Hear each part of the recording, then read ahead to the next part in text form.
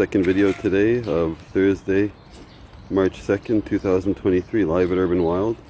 We're seeing some cats in altercation here. Go away. Come on, stop bugging the kittens. Pick on someone your own size, like that.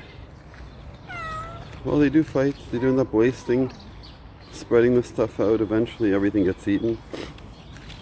I showed a video before of what it's like before I put the feed out, the anticipation. Now we get to see all the cats eating, or at least the ones quote unquote aggressive enough to push for what they want. This cat here has 2 plates. I'm going to take one. This is for you, buddy. So got all the cats getting along. Well, mostly getting along enough. His dish is disrupted.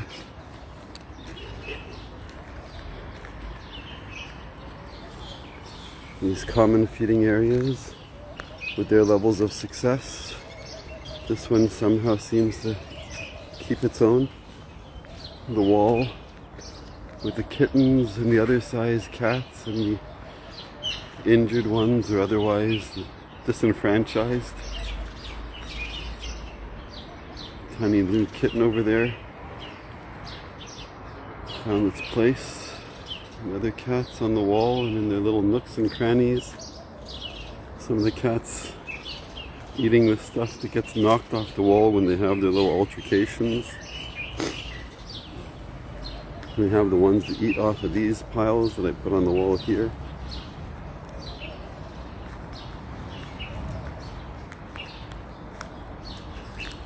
And their hierarchy and their pecking order, as I like to call it. And these ones over here, and of course there's already been some that have come and gone today. It's that fast for some. For some it's about the water, for some it's about the community, for some it's about the food, for some it's all of the above, for some it's just the acknowledgement of being part of this group and getting a pet. That one in the back there is Dingo. The one-eyed kitten that miraculously survived was our mascot for a little while. And now is growing and taking its own place in this community that was once chaos. Showing the cats getting along here and the ones still eating. This one-eyed cat that usually comes for attention, I'll give it attention soon. The ones here from the dishes that I put out. That one hopefully was satisfied.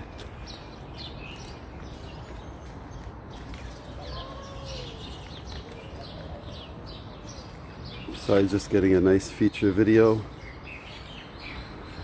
and a Nat Geo Live equivalent documentary here. We also do use these videos to track the progresses and the progress of any individual cat and the groups, for sponsors, for the veterinarians, for other people that care, for our own purposes when we're trying to help them identify them or otherwise give them what we believe they need, in addition to trying to give them what we think they want.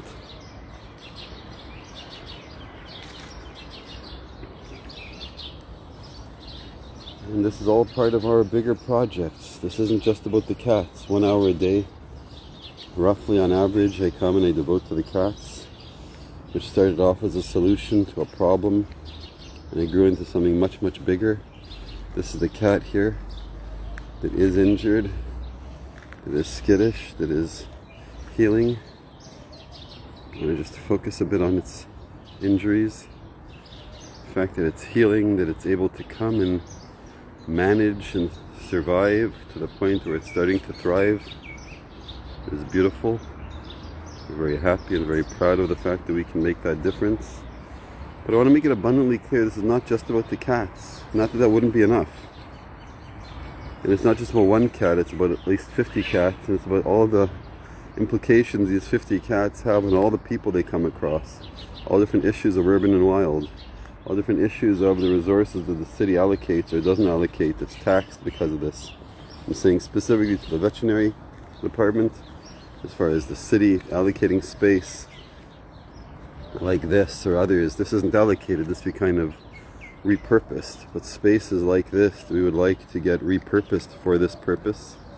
And by extension, of course, as we do this, becomes a calling, it becomes an opportunity for a person that otherwise might not have this outlet, whether it's for rehabilitation purposes, whether it's for support animal purposes, whether it's for adoption purposes, or just simply doing communal service.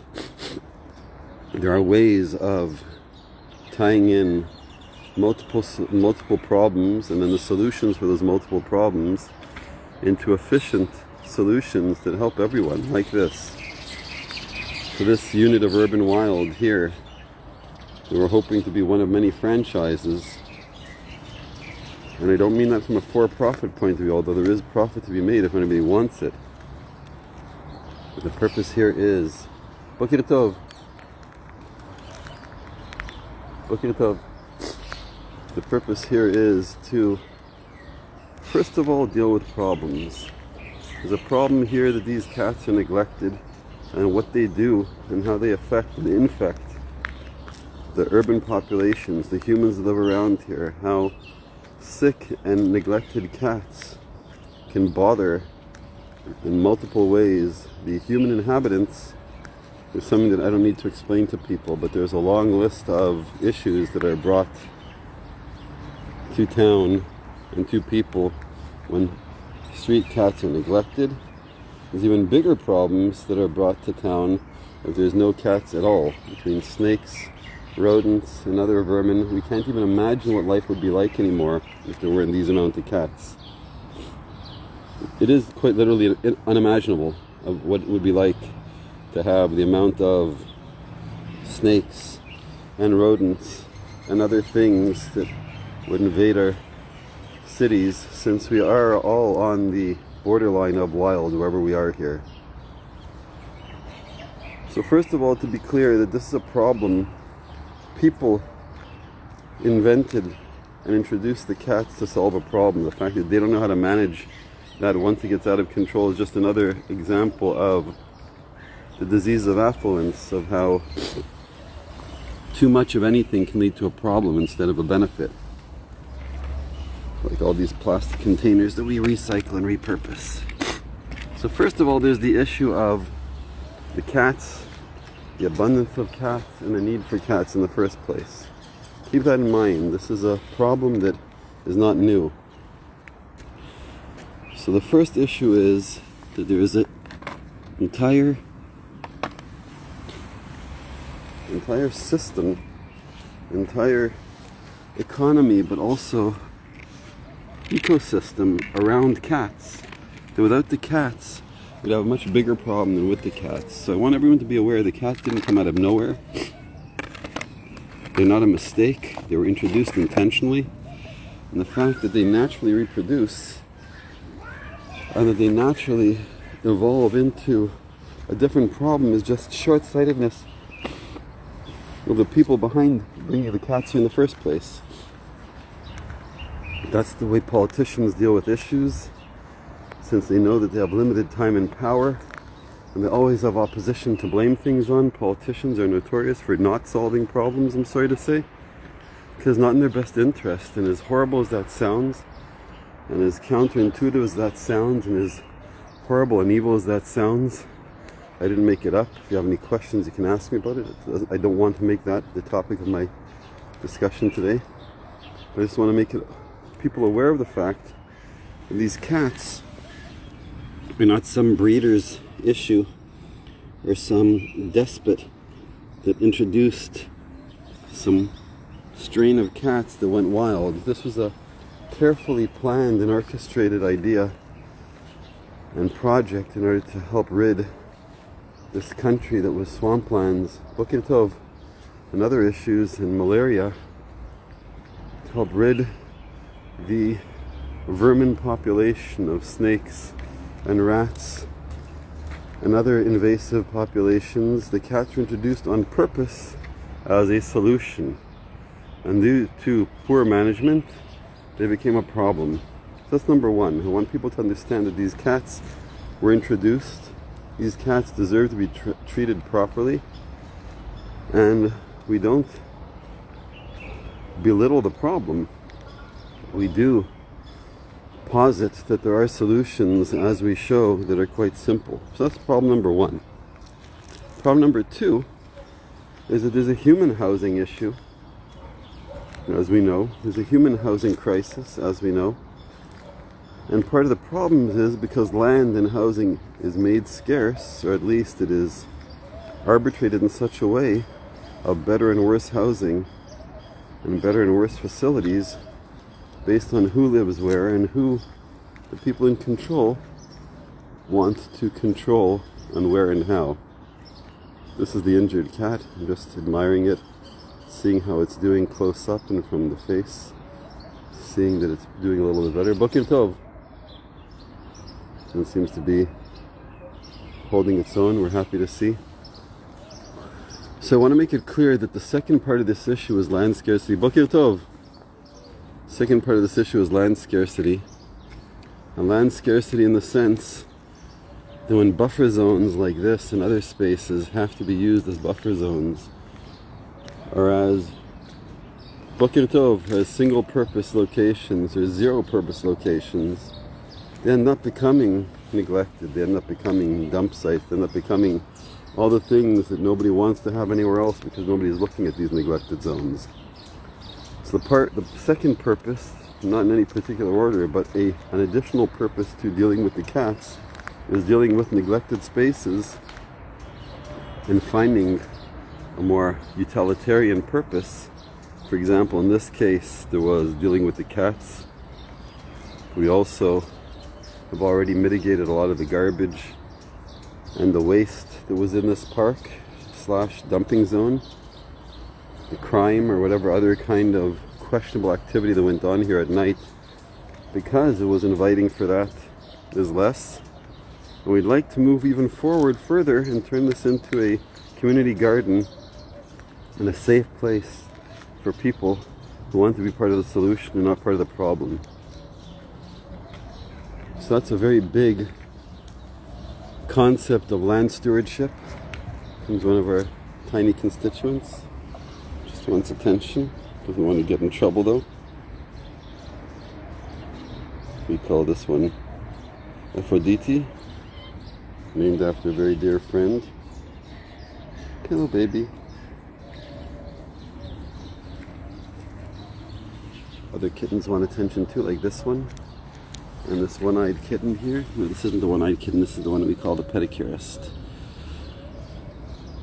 Hey, baby. It's okay. So there's an issue of land management, land stewardship, to be given to people who know how and want to and will conform to certain rules. The wardenship, the stewardship of public spaces, first of all, to take care of the spaces better, to do what should be done to keep these spaces safe for everyone as a buffer zone, but also to allow for the people that are taking care of it a type of dominion. Not dominion to sell it or to ruin it, but as long as they're keeping in order with the rules there are to protect the land, should be able to stay there in little guard houses or other type of tiny homes or any other type of facility that allow for the maintenance and management and protection of those spaces. And of course, when these areas are also able to grow food and mitigate other issues and recycle garbage and repurpose garbage, we want to be able to take everything that no one else wants, whether it's the people, the problems, and the waste, and repurpose all of the above for productive elements of a healthy society. We're willing to do it in a separate society, so as not to interfere, not to hurt anyone, not to compete with anyone. We're also willing to do it in an integrated version. And we have all in both and every other model described in our plans and in our portfolios and our documentation. This isn't anything new.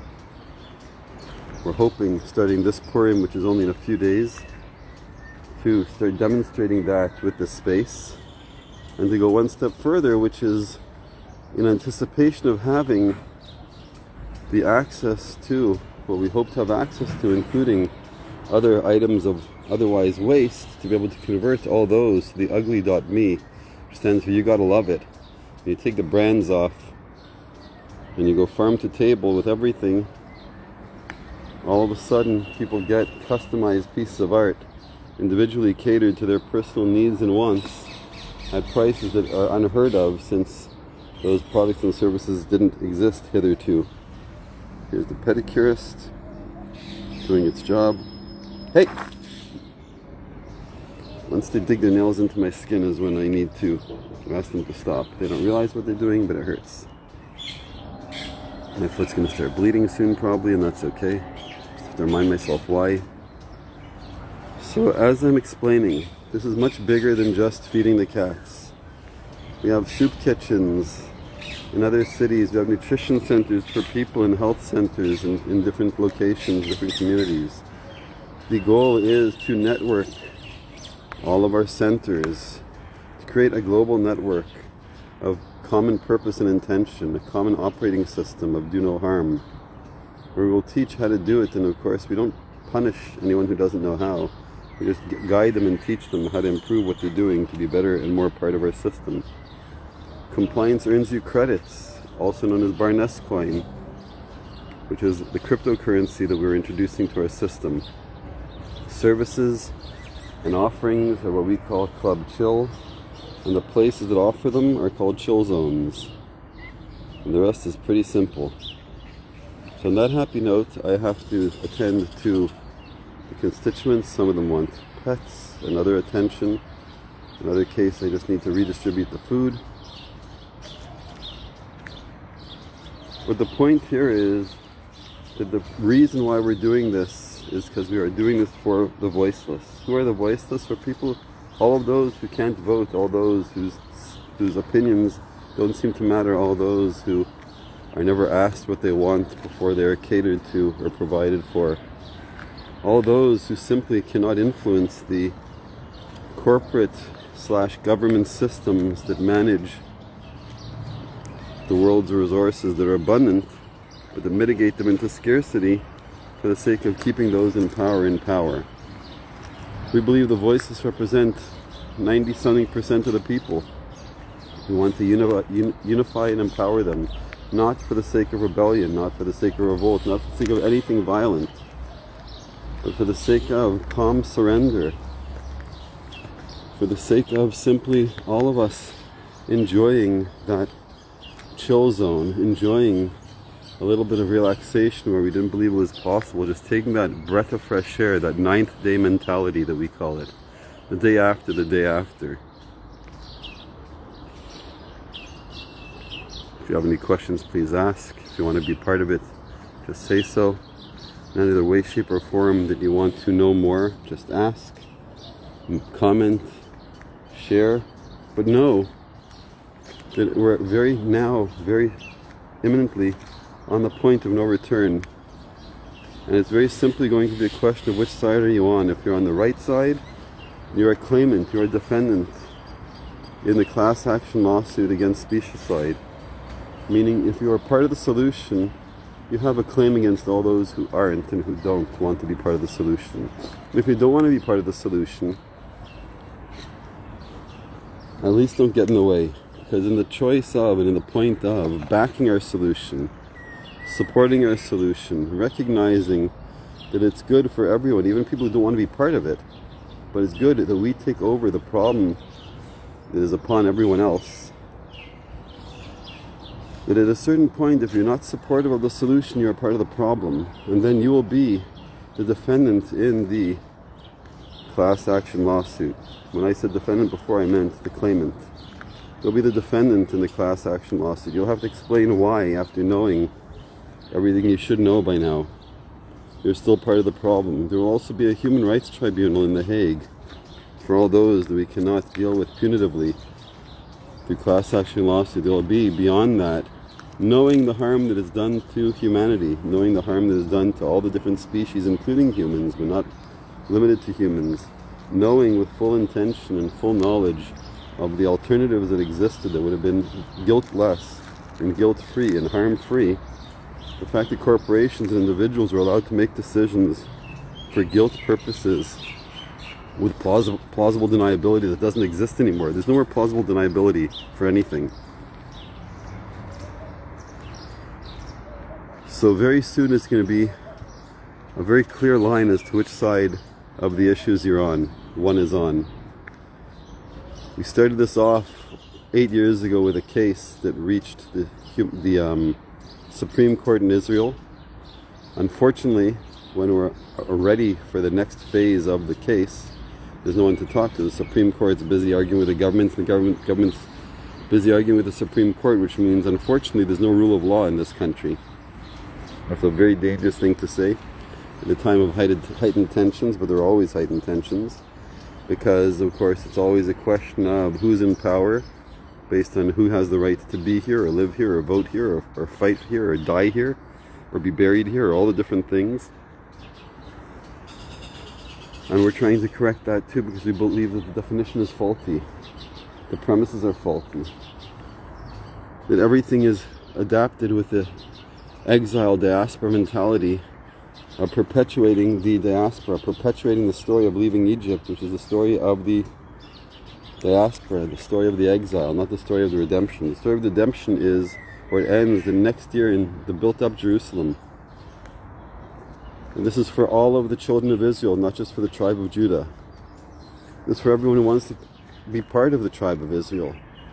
So it's for everyone who wants to follow a rule of law, will allow us all to live in peace, regardless of what clothing you wear, what language you speak, the color of your skin, or your other inclinations. As long as you want world peace and you're willing to live for it, not fight for it, not die for it, because that's not necessary, but to live for world peace, we have a solution.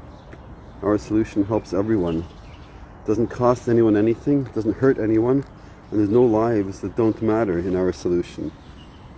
Even people that don't want to be a part of the solution, all we're asking is don't get in the way of the solution.